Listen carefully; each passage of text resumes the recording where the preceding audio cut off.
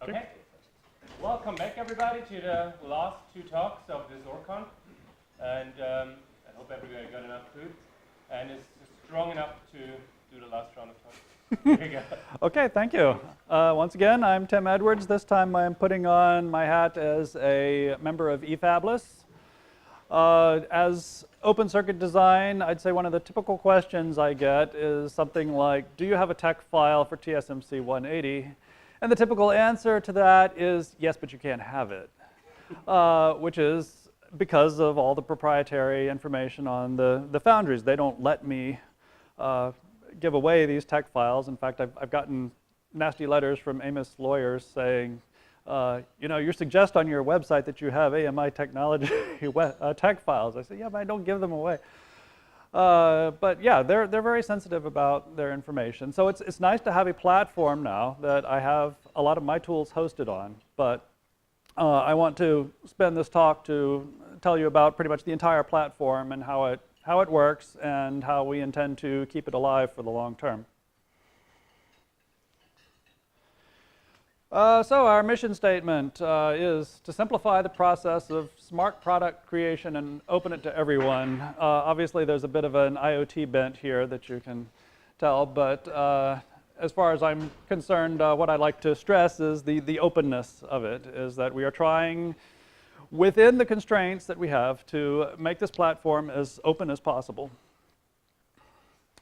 So if you think about things like the web app markets, and for mobile apps, web apps, Apple Store, Google Play, these things have radically changed the whole process of software innovation, and in a large sense, they've democratized the whole ecosystem by taking it away from large companies making big software packages to individuals and small companies, small groups being able to do software and giving them the tools, the business framework, and a whole different model for connection to customers.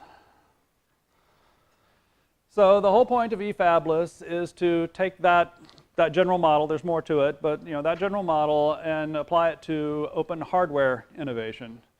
So the idea is to gather together a global community of people who know how to design circuits, whether that's schematic circuit design or layout. Often those are disparate groups of people. Try to bring them together, get them to work, collaborate on projects, and to find the customers who want that product and get them to exchange ideas and hopefully generate profit and develop new tools and new products.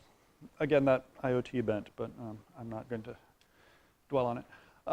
So we have two basic processes. One of them we've already worked on quite a bit, and one of them is more of a near future thing. So one of them is where we have a customer. The customer will typically be something like a fab. So our first process through this method was with X-Fab, asking for a bit of IP that they were missing in their offering to people who use the X-Fab foundry. And so what they wanted was a band gap that was tunable within a certain range. So they gave us a spec, and there'll be more about that later, but we worked on that spec, automated that whole process, and then built a challenge around it. And more about challenges later too. So the second one is where the community defines the problem and the community develops the solution for that as well. So anybody in the community who's on the platform can ask for a particular IP and they can make their own spec and say, I want a circuit that does such and such. And somebody out there will then say, yes, I can do that, or gather together a group of people who say, yes, we can do that together and build the IP that they need. Here is a slightly misleading graph of the growth of our company.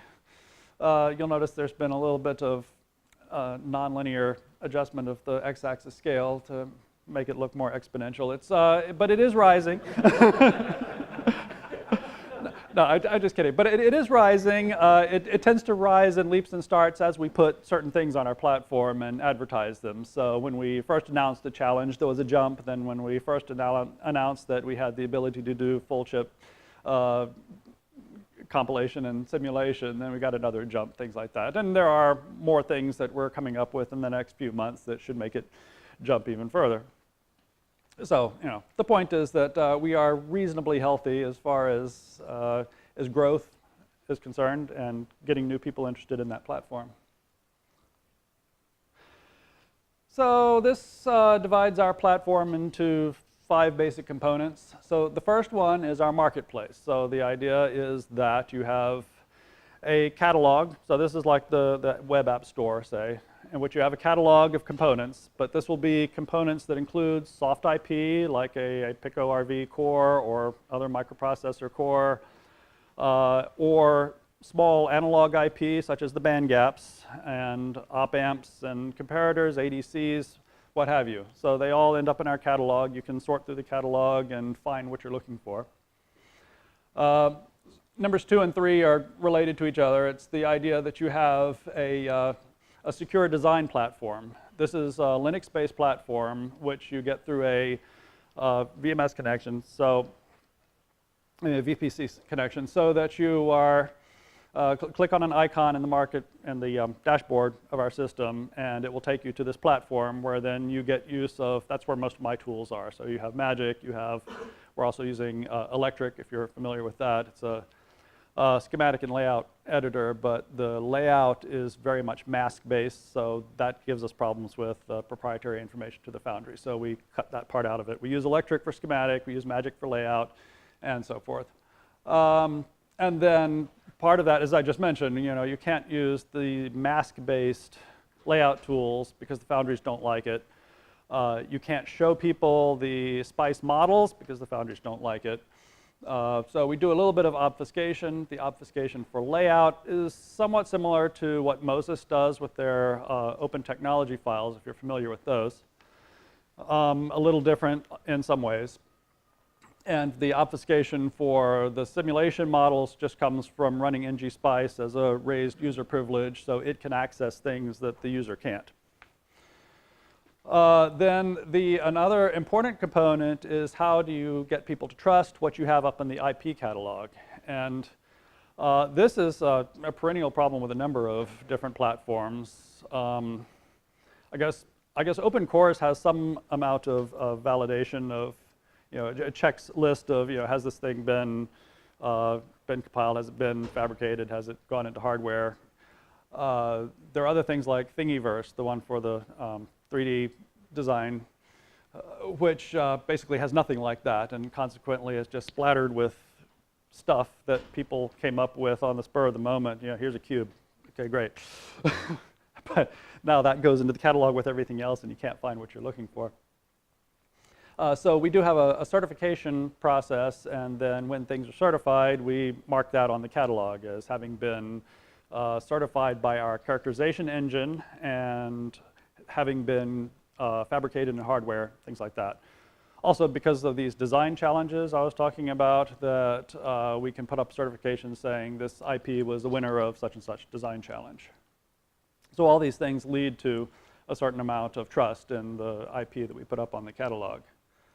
And then finally, there's an infrastructure around all of this, which includes, largely speaking, forums and documentation, lots of documentation, tutorials, everything else that we need to make sure that people know how to use the tools.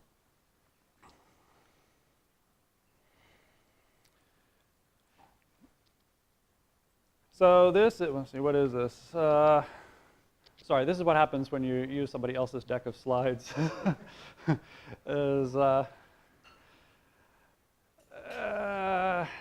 Oh, right, the chiplicity. So we recently came up with the system by which you can do an entire chip design from top to bottom. So you pick out what you want on that chip from the IP catalog, whether that's, it would be typically like a microprocessor controller or some SPI controller as the central part of that. And around that you put IP blocks that you need, and you wire it all together in the layout tools. And we have hopefully simplified the process enough that if you read through the tutorials and you are reasonably competent at what you're doing, that you should be able to go through this whole process and validate your chip to the functional level, and with LVS, DRC, and all the other basic verification tests. And we call this system chiplicity.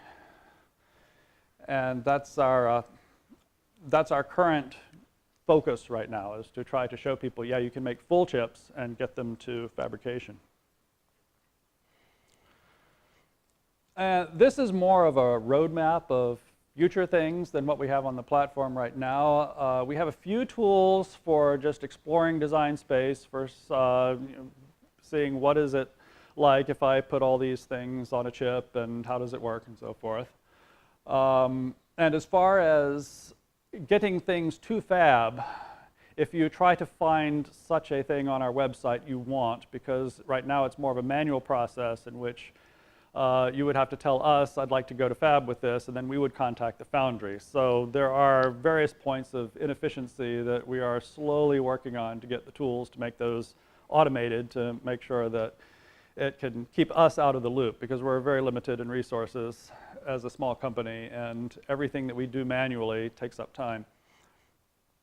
But that would include not only sending it to manufacturing, but also all the things like preparing the pad frames. So we just got up some tools for doing pad frame design. ESD protection, we're supposed to, again, that goes into the pad frame design. The tools are supposed to ensure the ESD so that you don't have to do it yourself. And then further on, the validation of the design through hardware circuit boards and the associated tools. We went through a number of steps to get to this whole chiplicity idea. It started out with just an attempt to get a full chip done and fabricated and tested using only open source tools. So this was the first attempt. That was before I was a actual employee of efabless, but I was doing this as a basically collaboration with them at the time. And it would have worked better if they'd listened to me more. But as it is, it was still, there are parts of it that are first-time silicon success. There are parts of it that were broken, but it was enough to show that, yeah, we did, okay, here's a SPI core that was done with QFlow. These are various bits of exfab analog IP that they allowed us to use, and then again, exfab cells for the pad frame and so forth, and then we put it all up and routed it on the top level with Magic. Who are exfab? Sorry, exfab, yes. Yeah. Who are they? It's a company in Germany, foundry in Germany, and they are one of the most open and helpful foundries that I've ever worked with.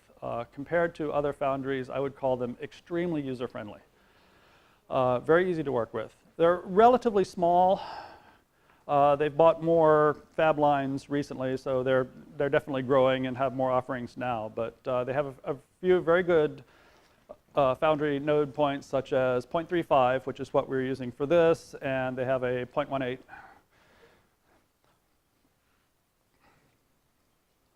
Oh, wrong way. And I was having a discussion over lunchtime about building your own board. This was a board that I designed and did with my own tools, and we had it manufactured, put the chip on it, and used that for testing. So that's more or less what we're going to end up with on our platform, although I would like to go probably something Raspberry Pi based. A short roadmap here is that today, since you note this is September, so this much of it is available today. So you can create and verify your own open source IC. through to GDS, although, as I said, GDS is masked. That's Foundry protected. You don't actually get to see the GDS. There is a way for you to get the GDS, but then you have to go work with the Foundry, have the NDA, and so forth. And of course, the whole point of the platform, if you keep it on the platform, you can avoid the NDA, you can do everything in an open manner. And we have some soft IP for compiling, synthesizing Verilog.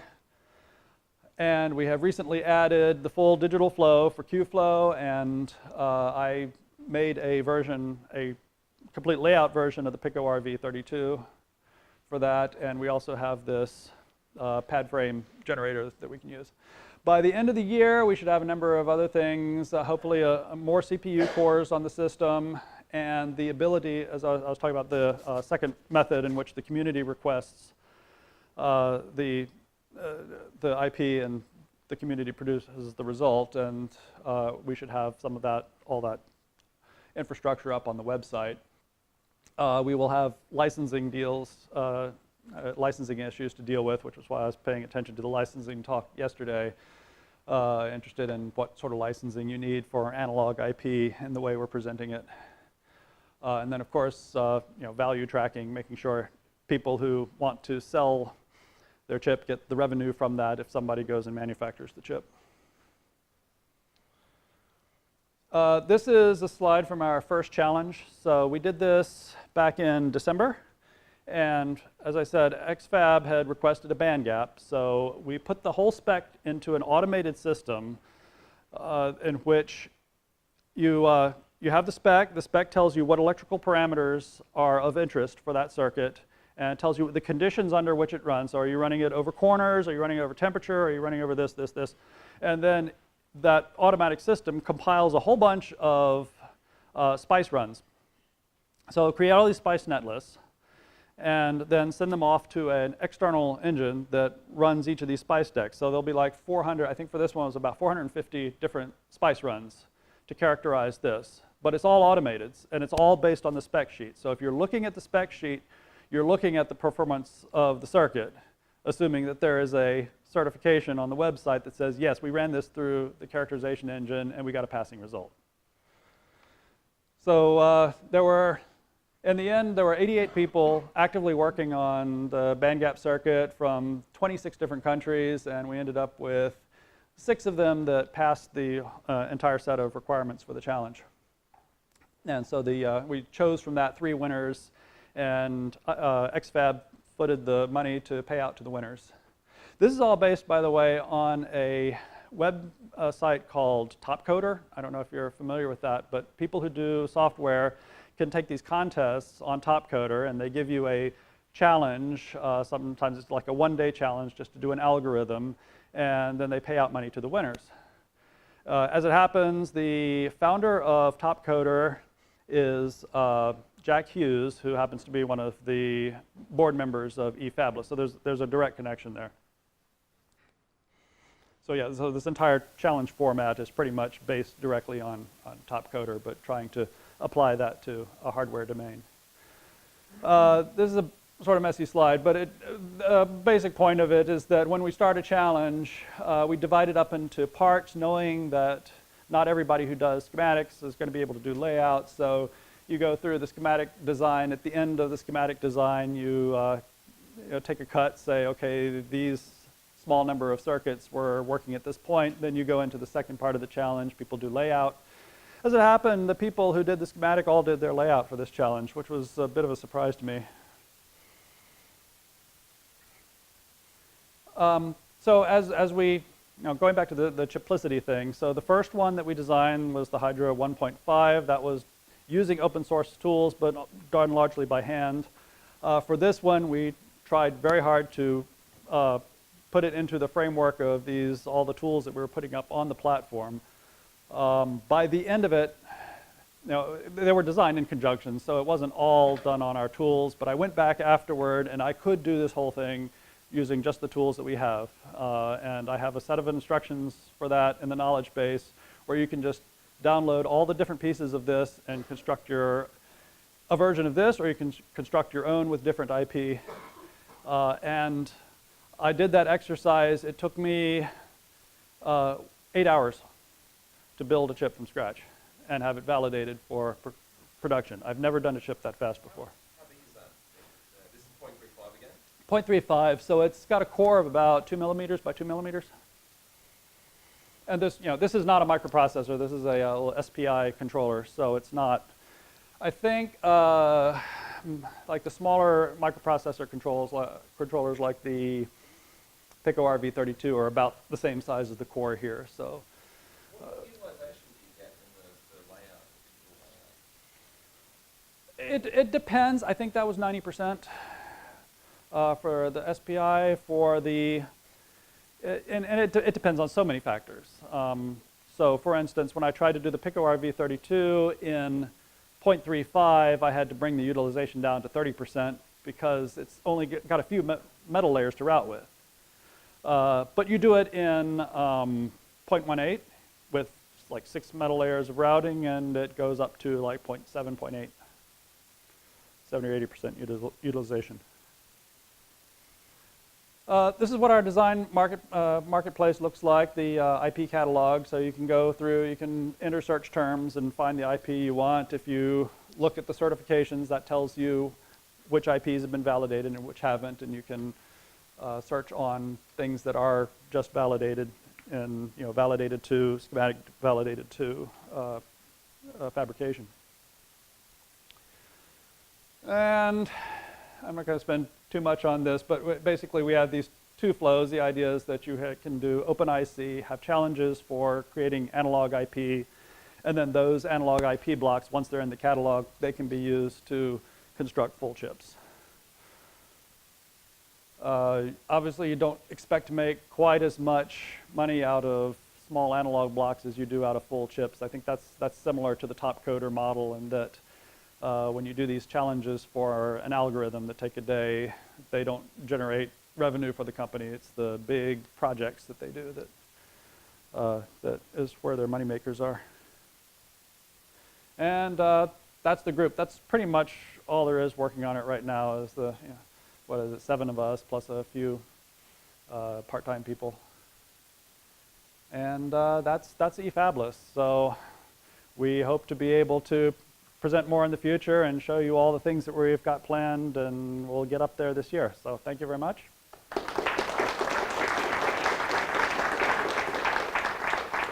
And are there any questions?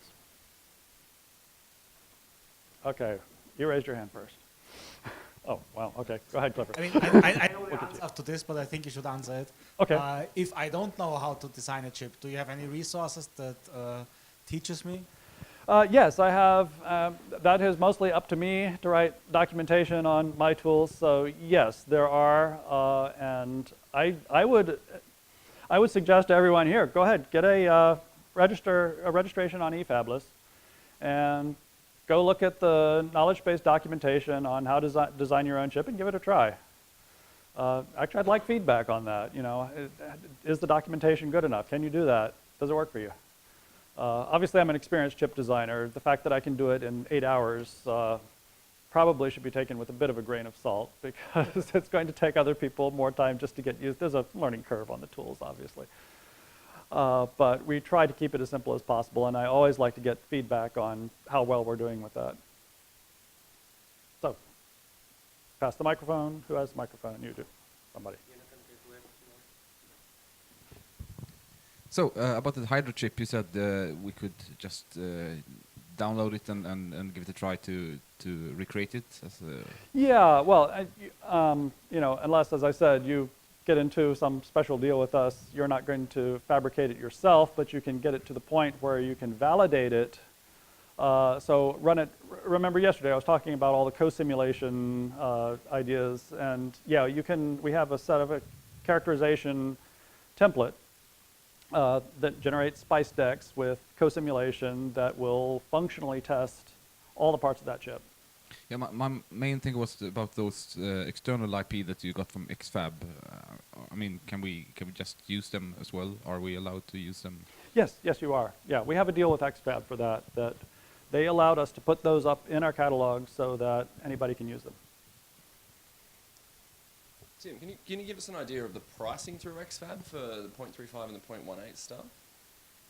So 1,000 parts or something. Is that feasible volume? Not for a shuttle run. So shuttle runs typically give you about 50 parts. Okay. That's the general volume you're going to get out of just a single shuttle run. Now you can always, I think you can request more space on a shuttle run, so you can get whatever you're looking for. You'll just pay per volume. Yeah. Okay. How much would a shuttle run for 50 parts be? I think it runs, since the vast cost is really in the mass making and production, not in the wafers themselves, that it's largely priced out per area, and you just get your 50 chips for that. I really hesitate to say off the top of my head, because I haven't looked at it recently, but something like $4,000 probably for something the size of the Hydra chip. Yeah, that's all right.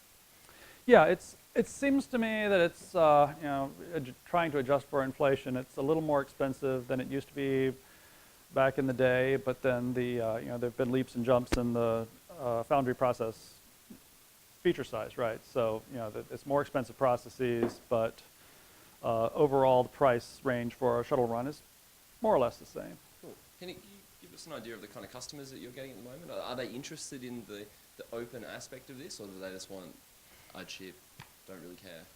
I can't talk too much about the customers because there are certain talks that we're in for future things on our platform.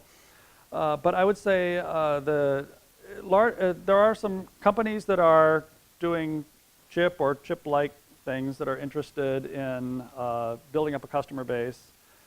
There have been a number of foundries that we've been talking to who, like XFAB, are interested in IP for their platform. XFAB actually has a pretty good collection of IP, but there are other foundries that's quite sketchy. And this is a way for them to not only get the IP, but also to find designers, groups of designers who can work with them. Okay. And can you give us an idea of the licensing? So I'm not sure if you mentioned this yet, but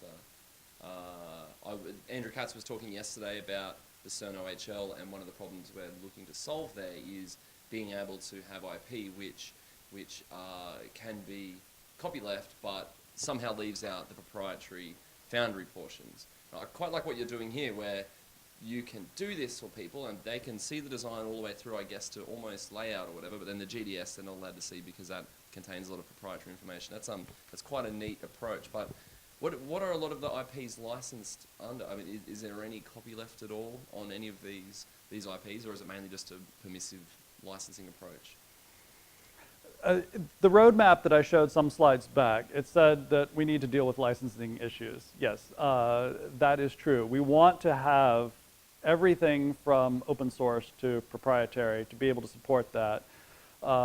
We ourselves are all more maker types. We actually would prefer that everything be on the system as open source. Certainly everything that we put up there ourselves as a company ends up as open source. And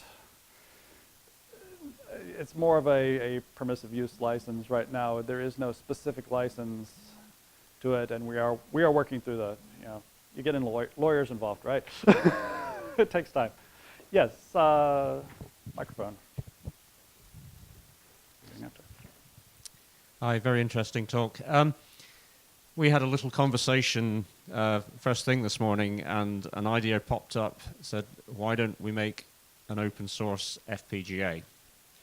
Do you see any difficulties in putting an open FPGA down onto silicon? No.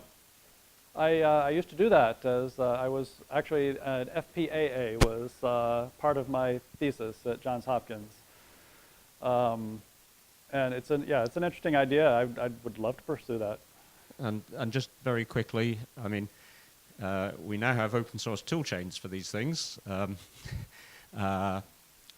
If we were to end up with something that looked a bit like a Lattice ICE40, but not necessarily, what sort of die size would you be looking at for something that might have 8,000 logic elements on it?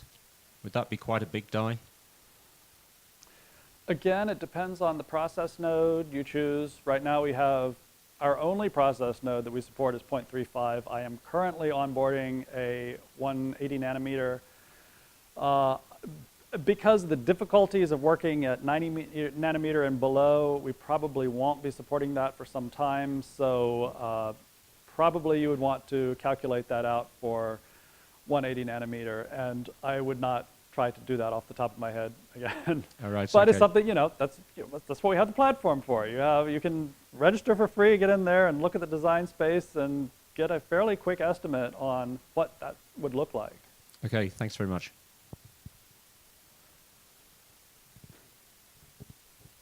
Okay, we're running a little behind, but all right, I'll take one more question. Well, I just want to comment on the free FPGA. There is actually an open source FPGA design which was a master's thesis, which is currently available.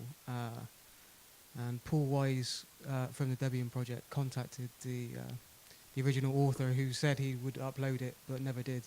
But it does now have the code for it. I don't know how usable it is, but there is something already that's available.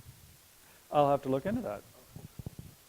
Always easier to reuse than to design from scratch. I would like to add to that. That's actually a graduate student group at Columbia University, and they actually have a couple of YouTube video where when they got back the die, they were testing the open FPGA.